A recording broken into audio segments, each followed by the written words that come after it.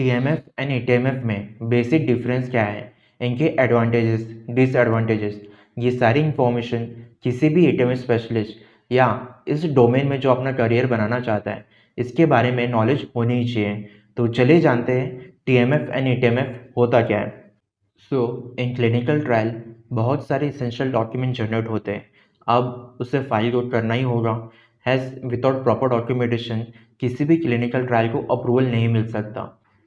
इसलिए जो भी इसेंशियल डॉक्यूमेंट जनरेट होते हैं clinical trial direct from the different domain like pharmacovigilance, clinical data management, regulatory, monitoring and so on, इनसे related जो भी डॉक्यूमेंट होते हैं उसे कंपाइल किया जाता है and in trial master file में फाइल किया जाता है। अब इसकी फाइलिंग अगर फिजिकल फॉर्म में या पेपर फॉर्मेट में की जाती है तो उसे हम बोलते हैं ट्रायल मास्टर फाइल। अब इस सिस्टम की मेरिट क्या है? First of all familiarity has, ये काफ़ी ट्रेडिशनल प्रोसेस है तो इसके बारे में काफ़ी लोगों को इन्फॉर्मेशन ऑलरेडी रहता है। देन कुछ यूज़र को काफ़ी अच्छा लगेगा ये प्रोसेस। अब आते हैं डीमेरिट पे। सो इस सिस्टम में किस फॉर्मेट में फाइल किया जा रहा है, दैट इज़ डॉक्यूमेंट को पेपर फॉर्मेट में ही फाइल किया जा रहा है। तो किसी भी पेपर की मेजर डिसएडवांटेज क्या होता है, दैट इज़ वो इजीली मिसप्लेस हो सकते हैं या लॉस हो सकते हैं। एंड ऑल्सो जो भी क्लिनिकल ट्रायल में डॉक्यूमेंट जनरेट होते हैं उनकी एक रिटेंशन पीरियड होती है, दैट इज़ 5 to 10 ईयर्स। अब क्या चांसेस है कि जो भी डॉक्यूमेंट स्टोर किया जा रहा है वो रीडेबल हो throughout the retention period, तो एक ये मेजर रिस्क है। Then too much of manual processing. For example ऐसी कोई क्लिनिकल ट्रायल है जो कि लार्ज स्केल पर कंडक्ट हो रही है तो उसमें जो क्लिनिकल ट्रायल डॉक्यूमेंट के काउंट होंगे वो काफ़ी ज़्यादा होंगे। फॉर एग्जांपल 5000 20,000, तो उन डॉक्यूमेंट को हैंडल करना देन फाइल करना इनके लिए काफ़ी रिसोर्स की ज़रूरत होगी। एंड ऑल्सो ये एक टाइम कंज्यूमिंग प्रोसेस है, ये मेजर ड्रॉबैक है। Now coming to the third, accessibility. For example कोई भी क्लिनिकल ट्रायल में जो भी स्टडी पर्सनल इन्वॉल्व होते हैं वो different reason and different country से बिलोंग करते हैं। अब किसी स्टडी पर्सनल को कोई डॉक्यूमेंट ट्रैक करना है तो ये पॉसिबल ही नहीं हो पाता इस सिस्टम में, बिकॉज जो भी डॉक्यूमेंट फाइल हो रहे हैं इन पेपर फॉर्मेट उसे स्टोर किया जाता है एक स्पेसिफिक लोकेशन पे। तो रियल टाइम ट्रैक कर पाना किसी भी डॉक्यूमेंट को पॉसिबल ही नहीं होता इन दिस सिस्टम। तो ये भी एक मेजर डिसएडवांटेज है। Now coming to the fourth, that is version control.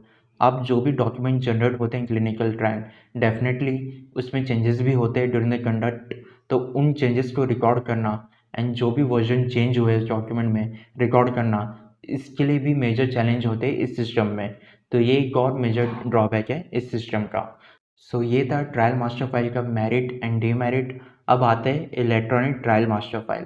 तो गाइस जो भी ट्रायल मास्टर फाइल है अगर उसके आगे ई लगा दो तो E stand for electronic, that is electronic trial master file. And इससे आपको समझ में आ गया होगा कि जो भी इस सिस्टम में डॉक्यूमेंट फाइल किया जाएगा उसे इलेक्ट्रॉनिक फॉर्मेट में फाइल किया जाएगा, इसलिए हम बोलते हैं इस सिस्टम को इलेक्ट्रॉनिक ट्रायल मास्टर फाइल। इस सिस्टम का मेरिट क्या है? डेफिनेटली जो भी डिसएडवांटेज होगा टीएमएफ का वही एडवांटेज होगा इस सिस्टम का। For example centralise access. अब क्लिनिकल ट्रायल में डिफरेंट डोमेन्स होंगे, उनके जो भी स्टडी पर्सनल होंगे वो इजीली एक्सेस कर सकते हैं सिस्टम को through their logging ID. Second, real time collaboration. For example अब किसी भी स्टडी पर्सनल को डॉक्यूमेंट ट्रैक करना है या डॉक्यूमेंट के बारे में इंफॉर्मेशन चाहिए, उस इंफॉर्मेशन को वो रियल टाइम ट्रैक कर सकता है। Then version control. अब जो भी डॉक्यूमेंट में चेंजेस होंगे during the conduct of the clinical trial उस चेंजेस को इजीली ट्रैक किया जा सकता है। फॉर एग्जांपल किसी एक डॉक्यूमेंट में एक पर्सन ने चेंज किया है कुछ इंफॉर्मेशन, तो उस पर्सन का नाम, उसने क्यों चेंज किया है, reason plus date and time, इसकी सारी इंफॉर्मेशन आपको मिल जाएगी इन सिस्टम। देन जो भी इस सिस्टम में एक्टिविटी होती है काफ़ी स्ट्रीमलाइन होती है, like document collection, submission, reviewing, retrieval, जब भी प्रोसेस है स्ट्रीमलाइन होती है। ये प्रोसेस काफ़ी टाइम सेविंग होती है। तो ये सारे एडवांटेजेस होते हैं एटीएमएफ के। Now coming to the disadvantage. First of all initial setup, like जो भी एटीएमएफ सर्विस है कोई एक पर्टिकुलर वेंडर ही देता है, या तो आप इन हाउस एटीएमएफ सेटअप करो या फिर किसी वेंडर की सर्विस लो। अब इसमें क्या होगा, जो भी चार्जेस होंगे इसके काफ़ी ज़्यादा होते हैं, तो जो भी स्मॉल साइज़ सीआरओ है, इसे अफ़ोर्ड कर पाना काफ़ी इम्पॉसिबल होता है for that. And second, user training. आपने ईटेमस सर्विस ले लिया, बट अब इस पे काम करने के लिए जो भी एम्प्लॉय चाहिए, उस एम्प्लॉय को ट्रेन करना होगा ताकि वो ईज़िली ट्रांज़िशन हो सके paper based system to eTMF. Then security concern.